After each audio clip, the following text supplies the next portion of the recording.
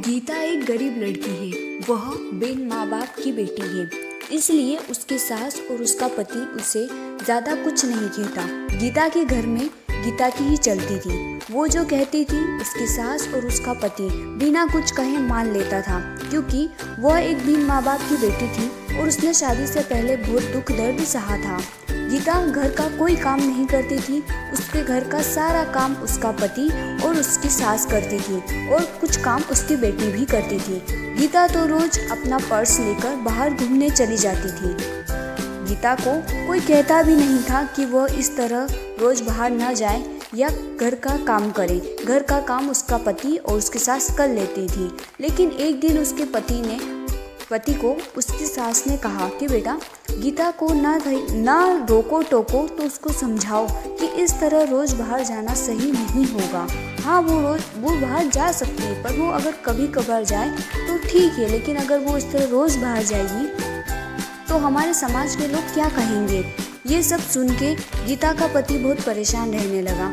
उसे समझ ही नहीं आता था कि वो करे तो क्या करे। अगर वो गीता को कुछ कहता था तो गीता नाराज़ हो जाती। उसे समझ ही नहीं आता कि वो करे तो क्या करे। वो गीता को कुछ ज़्यादा बोल भी नहीं सकता था और वो ना ही माँ की बात टाल सकता था।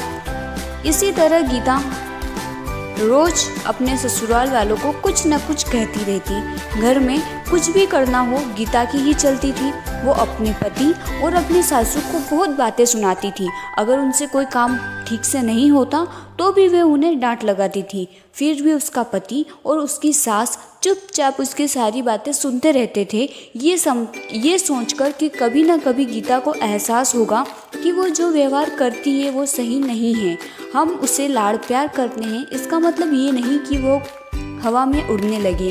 पर यह बात कभी उसके ससुर ने और उसके पति ने उसके मुंह पर नहीं कही। उन्हें सिर्फ इसी बात का विश्वास था कि कभी न कभी उसे इस चीज का एहसास होगा। एक दिन ऐसे ही गीता अपनी सहेली रश्मि से मिलने जाती है। वो दोनों काफी दिनों के बाद मिलती है। रश्मि उसको सारी बातें बताती है कि कैसे उसकी सासू उस पर अत्याचार करती है और उसका पति भी उसकी सास की मदद करता है, उसे कुछ नहीं कहता। उसकी सास उसके पति को उसके खिलाफ भड़काती भी रहती है। वो चाहे कितना भी काम कर ले, कितनी भी अच्छी तरीके से घर की सारी साफ सफाई करे, सारा काम करे, फिर भी उसकी सासू उसमें नोकझोंक निकाली देती थी और उसका पति भी उसकी माँ का साथ देता था। जब ये बात रश्मि ने गीता को बताई तो गीता को एहसास हुआ कि वो तो अपने पति और अपने सासू के साथ इतना बुरा व्यवहार करती है, घर का कोई काम नहीं करती, फिर भी उसकी सासू और उसका पति उसे कुछ नहीं कहता। वो उन्हें बार बार छोटी छोटी चीज़ों के लिए हजारों बातें सुनाती है, फिर भी उसके सासू ने उसे कभी नहीं डांटा। ये सुनकर गीता को अपनी गलती का एहसास होता है और वह घर जाकर अपनी सासू के सामने रोने लगती है। उन्हें सब बात बताती है कि उसे उसकी गलती का एहसास हो गया है कि उसने कितना गलत किया।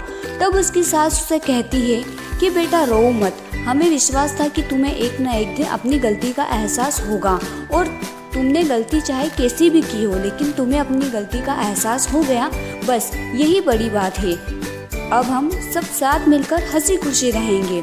तुम बिल्कुल शौक मत मनाओ, क्योंकि हमें पूरा भरोसा था कि तुम एक अच्छी लड़की हो और तुम्हें एक न एक दिन अपनी गलती का एहसास जरूर होगा। इसके बाद गीता और उसका परिवार साथ मिलकर हंसी खुशी रहने लगा। वो सब मिलकर सारा काम करते और हंसी खुशी जीवन यापन करते।